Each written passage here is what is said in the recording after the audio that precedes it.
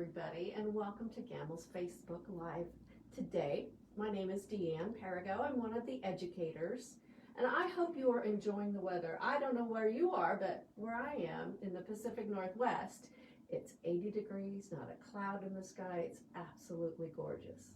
But we are here in our studio today, and I have Brad with me. He's doing the video for me. Thank you, Brad. You're welcome. Working from home today. And we're going to learn a little bit about how to use your Statler or your Elevate, the computerized system, to learn how to hand guide. Because there are just times that it may be faster and more efficient to maybe do some leaves or something else in the background than using our computer and the extra time it might take. But then again, it might be something that is just fun and you want to learn how to do it for the fun of it.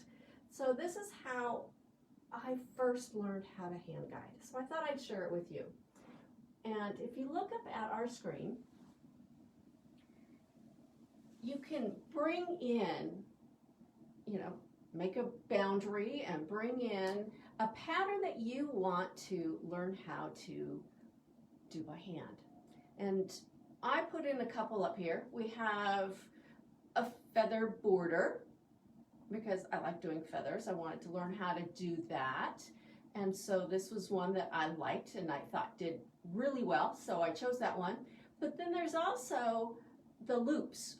That's an easy one that I thought that I could learn quickly and easily by using my Statler. So all I did was I selected the pattern and brought it on over. I used repeat patterns over here for the loops and just added a bunch of them. And then I took it and, marquee select, right click, rubber stamp, and then I brought some down here and resized them to be smaller. So I had an option of different sizes to learn how to do. And the easy thing is, when we run this pattern, you see it's red, it's already been stitched, but when we stitch this pattern and let the computer do the work, we can, Brad, you want to come on over here and look, we can hold on to the handles very gently, and as it is stitching, we can just hold on,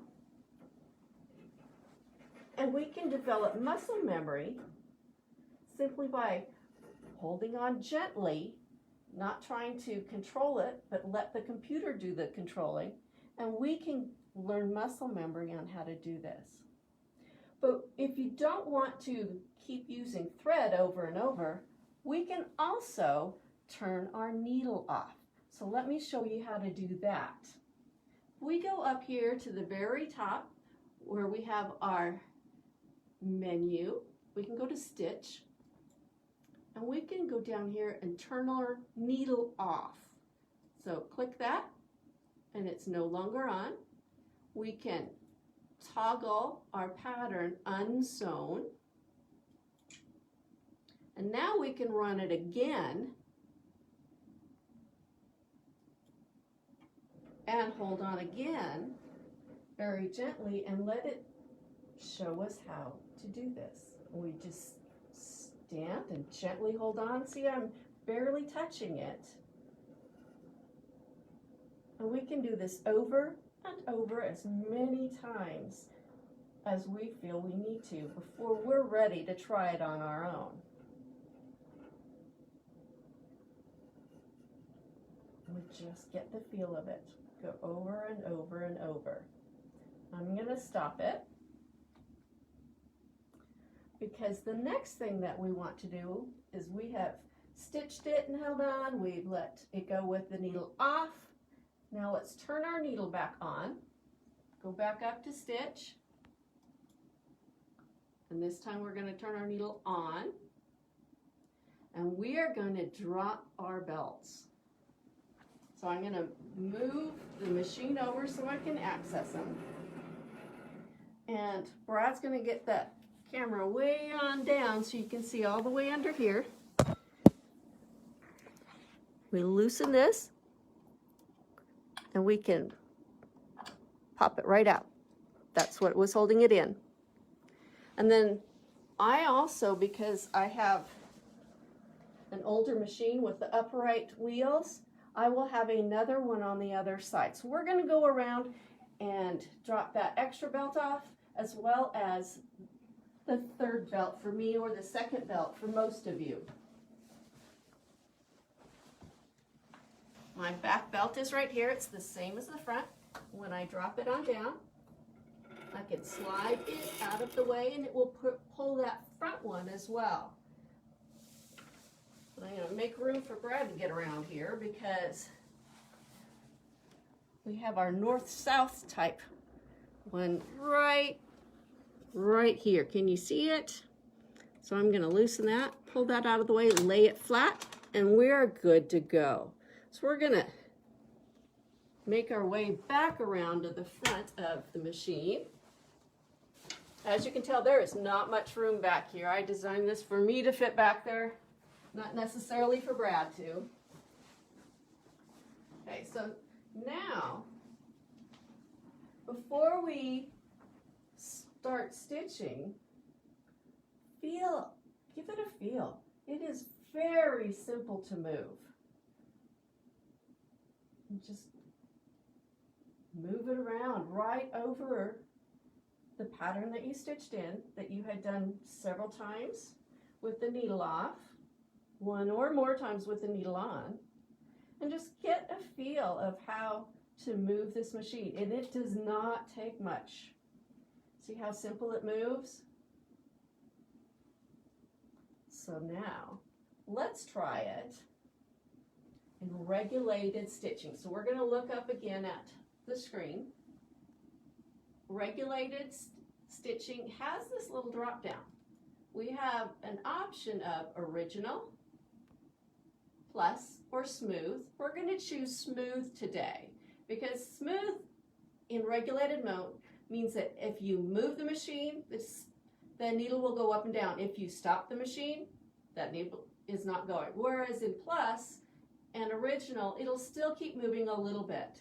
But take time. Practice with each of these. See what you like and what you're comfortable with.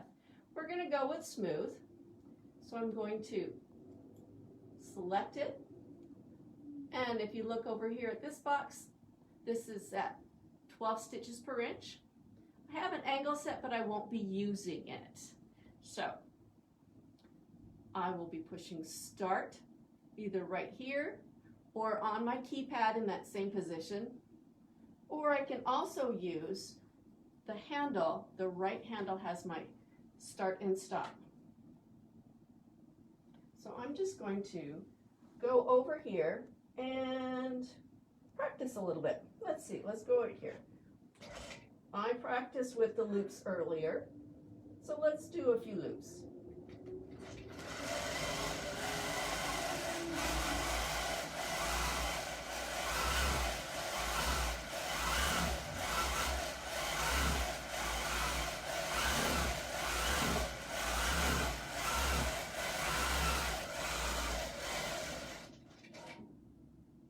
And that's all there is to it. And the more you practice, the better you'll get as well. So thanks for sharing this with me today. We had a question. Yay. Diane would like to know, what track do you have for your older machine? I have no idea. It's whatever came with it. Okay. So I know the Breeze track is the newer one. This is just the older one. And I don't remember it ever being called anything but the older one with the black wheels. And Trudy would like to know, how do you tie off at the beginning and end? That's a good one. Brad, if you want to look here, I finished a little spot. I will use the single stitch, which is either the bottom left on the keypad or it's on the left handle. And I will do several very small stitches because when I'm hand guiding, I'm usually going into a stitch in the ditch or into another pattern so I can hide those stitches in some other stitching. If not, I would simply bury them, but I don't do that very often at all. I don't like to bury. And there I go. And then Linda would like you to show us how to put it back on. I'm not quite sure what it is. Aha, my guess is she wants the belts back on. So let's do that. Let's put our belts on. I always start in the front because that's where I am. I'm gonna reach down and grab that belt. Make sure that it is upright. And I'm gonna slide it on into that little spot that it fits. Can you see that, Brad? Yep. And then twist that nut or bolt or screw or whatever you call it. Just screw it right on in there until it's tight, and then I'll go around to the back and I'll do that on those 2 spots on the back as well. Remember I said that the front and back on mine move at the same time? So it's already here in place. I just slipped it right on in, tighten it down. See if Brad can fit back here. We have this piece, and it will slide right on in and tighten it down. It's the reverse of what we did, but it's always nice to see it done. Do we have any more questions, Brad? Those are all the questions. Okay. Well, make sure you check out the gamble.com website, and from there you can find classes that you can purchase, including the last year's tour classes. You can find all sorts of things. You can see the latest Thread, that little TV show that the hand guiders have put out for us. That's also on Gamble's Facebook page. So lots of places that you can find lots of great information. So you have a great day, everybody. Bye.